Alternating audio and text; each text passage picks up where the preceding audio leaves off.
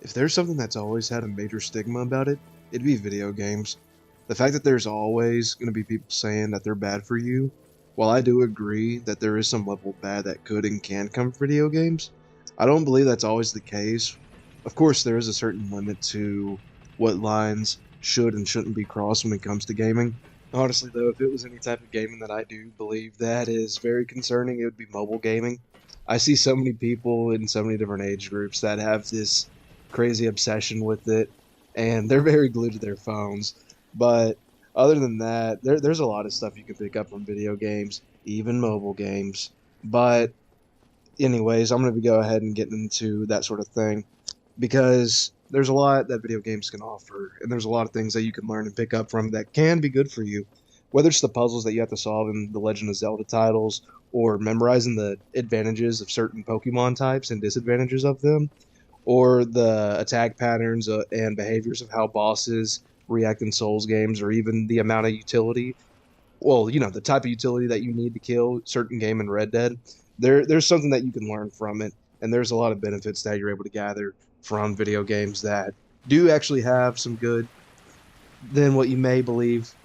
They do keep in mind, however, when it comes to these aspects about video games, this is mostly based on my personal experience with them, and it's also with single player games for the most part, just because for the simple fact I usually play more single player games, and there was actually a point in time where I didn't even play multiplayer games for 5 years.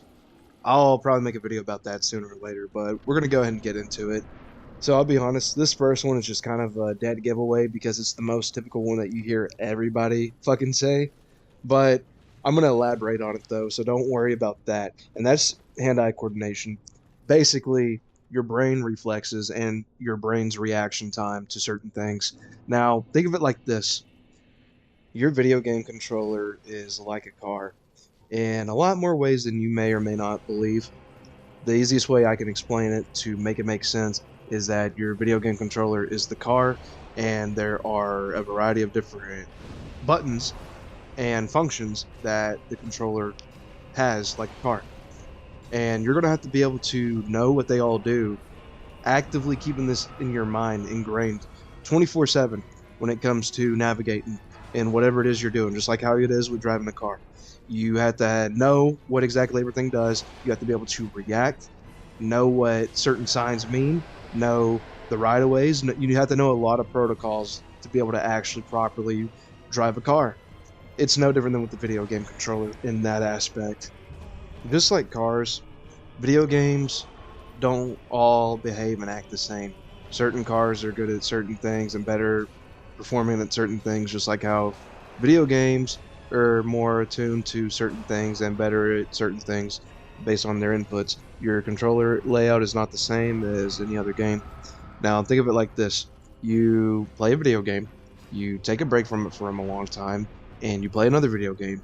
You go back to the video game you took a hiatus from, and you're doing all the inputs from the game that you recently played because it's just ingrained in your head. That's pretty much how it is when it comes to that brain reflex and reaction aspect that I was telling about earlier when it comes to the hand-eye coordination stuff. It's no different than how driving a car is going to be different than driving a truck compared to driving an SUV, compared to driving a motorcycle, etc., etc. So the second thing that I gathered from this one, this is actually one of my favorites because I actually had a psychology class in college that I took, and we got to talk about video games and the psychology involved in them, and that is with mental health. It's a good way to be able to control and manage mental health. So a lot of people will often say that violent video games cause violent people, even though that's not the case, and there's a lot of psychology studies that have proven that that is not the case. Because we have violent video games, crimes are not as high as they used to be because we have violent video games. Now, I feel like that makes perfect sense in that regard because you can do something bad in a video game. You can commit crimes in video games like GTA. You can do some heinous stuff in Cyberpunk. It doesn't matter what kind of game, but you can commit crimes in games, and that's better than real life. That is way beyond better than real life in that regard. But I thought that was a fun one to put in here. I don't want to elaborate on it too much, but there's a reason why people often resort to video games being a way to relax. Even if ironically enough, their version of relaxing is doing something like running over people on the sidewalk or something. But you get the idea. Hell, I remember there was a point in time where I used to get very mad at video games, like beyond reasonable doubt mad than it should be. I'd go over the line with it. It was unhealthy. It was part of why I stopped playing online video games because I was playing shit like Overwatch and For Honor. Overwatch more specifically because that was very toxic, but that's besides the point.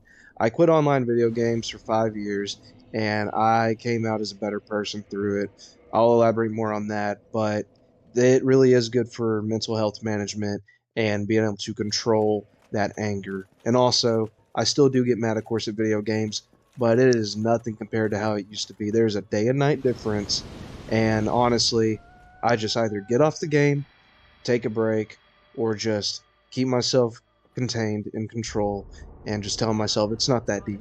It doesn't need to go that deep. Not that big of a deal. So this third one is another fun one. I also have personal stories and stuff that I've gathered from it through my experience with it, and that's reading comprehension. So this is stuff like your vocabulary, your understanding of narrative and story through different various media means. For example, a lot of Souls games, they don't tell their stories directly through the actual story itself, and you kind of have to pick up on it through the items that you read through. Another example is Red Dead Redemption 2, more specifically, for the simple fact that the journaling aspect of that is a little bit more realistic with it, as you can read through Arthur's adventures from the prologue, from before the game even happened, to, you know, the last part of the game whenever you're done with the story mode. Um, but anyways, there's a lot of aspects that I was able to gain. I gained a lot of vocabulary from it. Like I remember learning definitions of like older terms that were used during more accurately during that time period that it may be inspired by. Uh, but it's really impressive, and it's just so neat. I remember seeing a meme. It was like when the video game line goes so hard that you have to add it to your vocabulary, and it was a photo of Malekith from Elden Ring. I thought it was so relatable because you know sometimes those video games they be giving you some good vocabulary that you just want to add to your own personal language. Hell, another one that is very well known when it comes to wanting to add stuff into your language codex with it would be Cyberpunk 2077. I know through my personal experience and a lot of other people's experience based on just the memes you see online that you just kind of pick up on their slang and it just becomes everyday usage for you.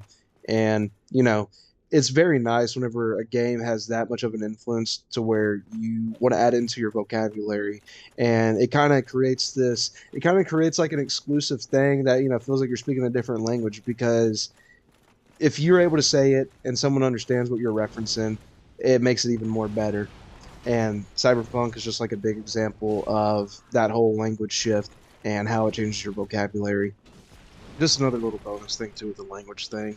You say a word that you picked up from a video game that is very antiquated, and the thing is, you feel very sophisticated, and even people may even become shocked by the usage of vocabulary that you have when it comes to saying certain words, because you just you just wouldn't expect it. You wouldn't expect to be able to learn something from a video game when it comes to that aspect of linguistics and language, just like how you can learn something from TV. And people used to say you don't learn anything from TV. But anyways, we're going to be moving on. If you've never cried or felt very close or resonated deeply with any sort of video game whatsoever, then I'm not sure where you may have been in that regard, because this next one is about the emotional and social intelligence when it comes to video games. I know that I've had my fair share of having a lot of stuff that I've been able to learn with my emotional intelligence as well as just social intelligence when it comes to video games, such as a very beautiful narrative and a very beautiful story that just wraps up in a way that you wouldn't expect, that really just hits close to home, or the fact that there may be a video game that just has a very beautiful soundtrack that just really hits you in the feels. As they once said, at one point from Regular Show, Mark, I once said that you can't touch music, but music can touch you. And I feel like video game soundtracks are a very underlooked thing in that sort of regard because, man, let me tell you, I'll give you an example right here. Gehrman, the First Hunter from Bloodborne, that soundtrack each time just it does something. It does something. Outside of that soundtrack from Bloodborne, it's one of my favorite boss fights in that game. But other than that soundtrack from Bloodborne just being something that hits deep, especially when you understand the whole reason behind why things end up becoming the way they are in there. Another example of emotional intelligence, I would say, comes from The Last of Us, because that first game, we're disregarding the second game.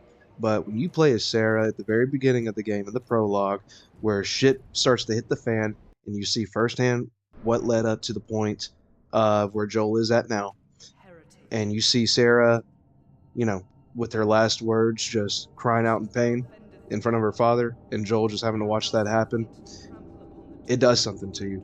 I remember I was 13, 14, and I first played that game, and it was very painful. And I was not expected to be going down such an emotional roller coaster when it came to that game with how deep it hit and just the world around it too. So I already covered the emotional intelligence of it. Now I'm going to be talking about the social intelligence of it. The best example I can use when it comes to that aspect is Cyberpunk 2077 when it comes to V. No matter which V you pick, male or female, they are two sides of the same coin. And what's even more unique and better about it is depending on how you build your V, like the skills that you build your V around, it also has a major effect and impact on who your V is. It reflects who they are. So there's these skill trees that you're able to pass, and depending on how well attuned you are into it, the dialogue has different tiers of how well versed your V is into it, and that's basically something that I applied when it came to just interacting with people. Is that, hey, if I'm well attuned in XYZ, just like them, I will have a better chance to be able to be more insightful and understanding of what they're talking about compared to another completely different thing with another different person. And it's just that sort of thing that really helps with just being able to reflect who someone is, but also reflect who you are through your knowledge and your attunement that you have in that specific thing. Think about it like this: you want to talk to the smart girl, you're going to have to pass that intelligence check. And because of that, you're going to have to be able to have a vast knowing and understanding of what she's talking about because she is well specified in her book smarts. Or if you want to talk to the gym bro who has been doing boxing for a good amount of years, you're going to have to pass that strength check if you want to have your best odds of being able to know, understand, and relate with him. And the thing is, too, with those skill checks, you're able to have potentially extra options of dialogue that you would not be able to have otherwise. This last thing is a common theme that is shared among all video games known to man, essentially, and that's trial and error. It's going to be something that's bound to happen regardless, one way or another. You're not just going to be able to get good from the start.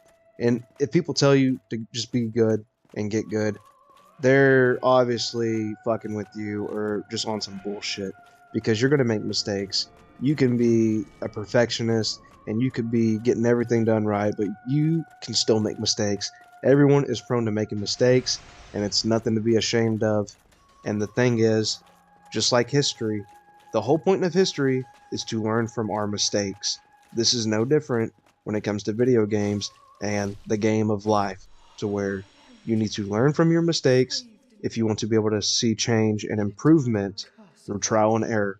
It's a thing that is bound to happen. And with that being said, we are at the end of this video. This is 5 skills and benefits that I've been able to refine through video games and the way that they've been able to just help out and have impacts on me in a positive way. I hope you enjoyed, and thank you for your time for watching. I'm going to be wrapping this up, and I hope you all take care.